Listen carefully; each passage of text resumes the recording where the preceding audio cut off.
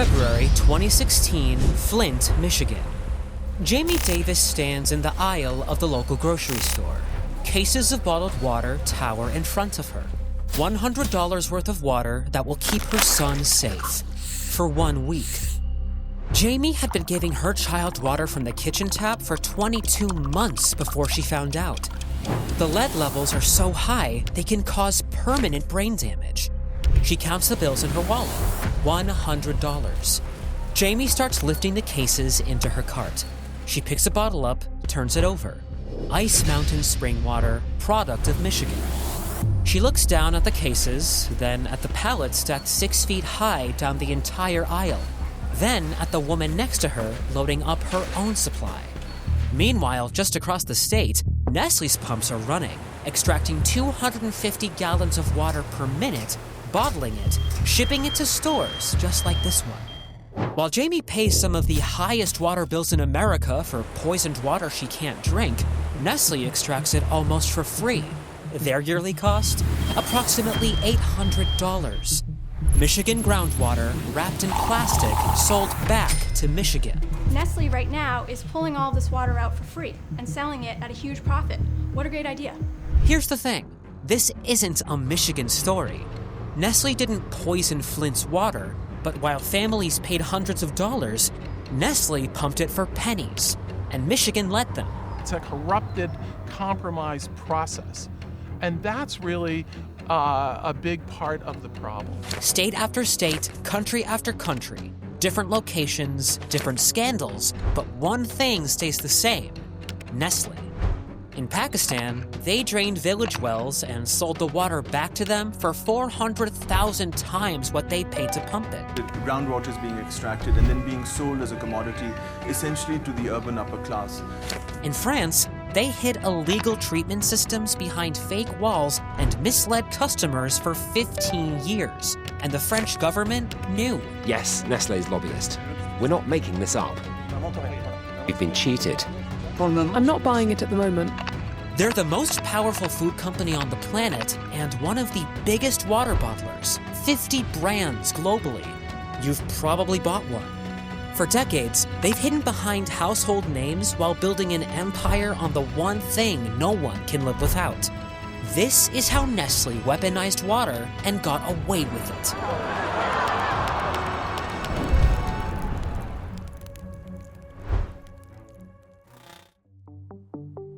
In California, Nestlé learned something. You can break the rules and no one stops you. Back in 1992, Nestlé took over water operations in the San Bernardino National Forest. Standard stuff.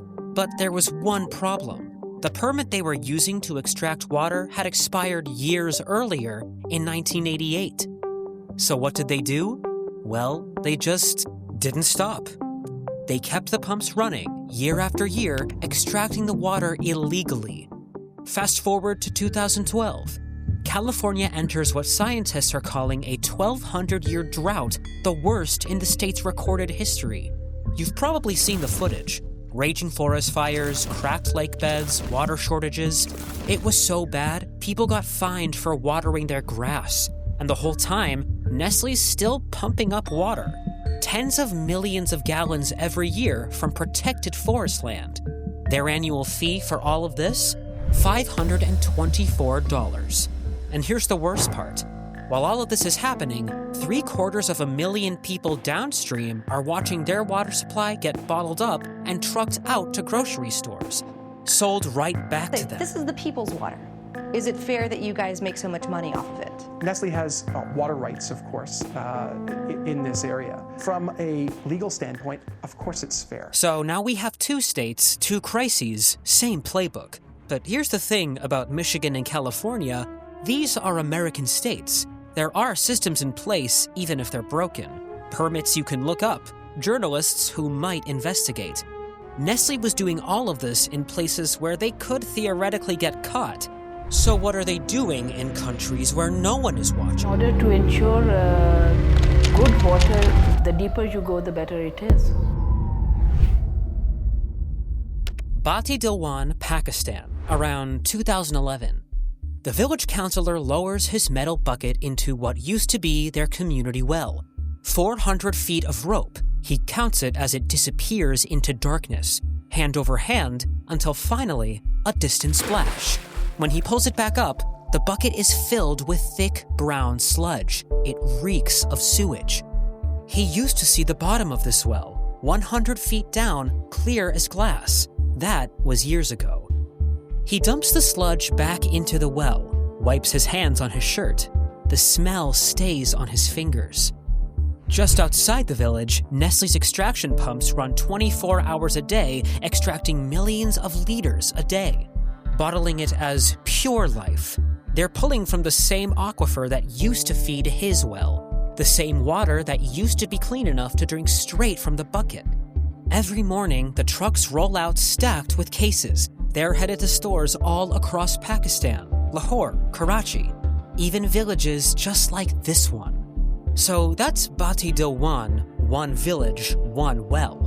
Now imagine that same scene playing out in dozens of villages across Pakistan. Wells that had given water for centuries, just gone. Or worse, turned into that same toxic sludge. Families who'd never paid for water in their entire lives suddenly standing in line at the store, buying it in plastic bottles. From Nestlé, the same company that took their water in the first place. Meanwhile, the villagers had no idea what was actually happening behind the scenes. Nobody knew. Not for years, until it all became public. Well, except this one guy. Back in 2005, a human rights researcher named Niels Roseman published a detailed report about what Nestlé was doing in Pakistan and how it was affecting people. People nodded, yet nothing happened. Fast forward to 2012, a documentary came out exposing what was happening in Bati Dil 1, shining a spotlight on the villagers' struggle with Nestlé. It got some international attention, which Nestlé quickly dismissed as one-sided and ideological. Then, a year later, the villagers reached their breaking point. They protested right outside the extraction facilities, and this time, the story exploded. Media across Pakistan picked it up, a huge win for the villagers. Nestlé responded by installing a water filtration plant for the village. Genuine change of heart, or just damage control to get the public off their back? Either way, it didn't actually fix the problem. The plant only ran a few hours a day, which meant villagers were still stuck using their contaminated wells the rest of the time, or buying expensive Pure Life bottles. Real change didn't come until September 2018. Pakistan's Chief Justice Mian Saqib Nisar was dealing with a completely unrelated case about water depletion. As part of that, he decided to look into mineral water companies too. That included Nestlé. He ordered a full forensic audit of Nestlé's entire operation. And when the investigators started digging, it was worse than anyone thought. First, they tested Nestlé's actual product, Pure Life, unfit for human consumption. That's what the Chief Justice said after they tested the samples. The water they'd been selling across Pakistan failed quality tests. The Punjab Food Authority made them relabel it from mineral water to just plain water. Honestly, even that seems generous. Then the numbers came in. The audit showed Nestlé was paying the Pakistani government 0.00021 Pakistani rupees per liter, less than 1,000th of a rupee for every liter they drew from the aquifer. Then they sold it for 90 rupees per liter, a markup of roughly 43 million%. That means villagers were paying 400,000 times what Nestlé paid the government for their own water. And it gets worse. Nestlé's own records, their own numbers, showed that they'd wasted 1.9 billion liters between 2013 and 2017. That's almost half of everything they pulled out of the ground. They couldn't even account for where most of it went. It just disappeared. Gone. So how did they get away with it? A loophole. The 1882 Colonial-Era Easements Act. It basically says, if you own the land, you can do whatever you want with the water beneath it. So Nestlé could pump billions of liters with no oversight, no environmental review, nothing. And when somebody finally catches on, lawyer up. Their argument, stopping extraction would violate their agreements. It would disrupt their business model. but the court wasn't buying it. So finally, in 2019, the court ordered bottled water companies to start paying a per-liter surcharge. But did anything actually change? Not really. The surcharge was a fraction of their margins. The pumps kept running. Back in Bati Dilwan, the villagers are still stuck with their contaminated well and have to buy their own water in plastic bottles, if they can afford it. This case revealed the full playbook, the legal loopholes, the exploitation, all of it laid bare. But the next case takes a shocking and unexpected turn, because in this country, they didn't have to exploit anything. The government did it for them. I feel like we've been cheated. A scandal against which the state has failed to act.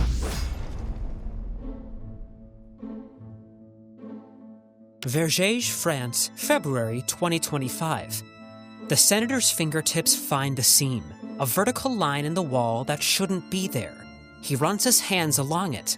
There's paint that doesn't quite match on either side.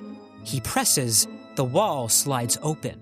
Behind it, ultraviolet lights, the kind you'd find in a municipal water treatment plant, activated carbon filters, industrial-sized, and microfiltration membranes. Through the window on the opposite wall, he can see the bottling line. The bottles are glass, green. It's Perrier with the iconic teardrop shape. Thousands of bottles per hour are moving down the line, into cases, onto pallets, then trucks bound for Paris, Lyon, Brussels, all over Europe. Every bottle carries the same promise: natural mineral water, pure at the source. Yet, every bottle passes through the equipment hidden behind this wall. The workers at Vergèges know, the people drinking the water do not. 15 years, over 3 billion euros in revenue. All of it illegal. France. You'd think this would be different. That senator, Alexandre Ouziel. Behind the walls at Nestlé's plant in Vergèges, he discovered something bigger than hidden equipment at one facility. Every major Nestlé water site in France had the same illegal setup. 1 month later, he used those discoveries to directly confront Nestlé. What would eventually be revealed shocked France. On March 19, 2025, Muriel Léoneau, CEO of Nestlé Waters Europe, walks into a Senate hearing. Senator Ouziel and his colleagues press her repeatedly about the Senate Commission's findings, including evidence from the Vergèges plant.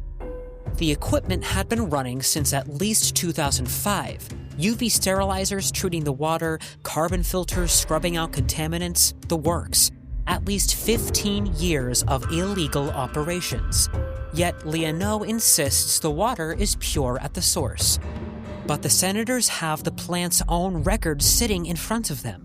Tests showing fecal bacteria in the water, E. coli, enterococci, coliforms, pesticides, PFAS, those forever chemicals that accumulate in your body and never break down. The contamination showed up repeatedly for years.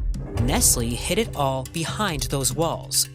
2 months later, on May 19th, Senator Antoinette Goule files charges against Léoneau for possible perjury.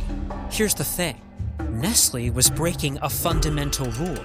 Under French law, natural mineral water has to be pure at the source. It cannot be treated in ways that alter its characteristics. That's the law. You'd think that would be the story. But the Senate investigators found something else.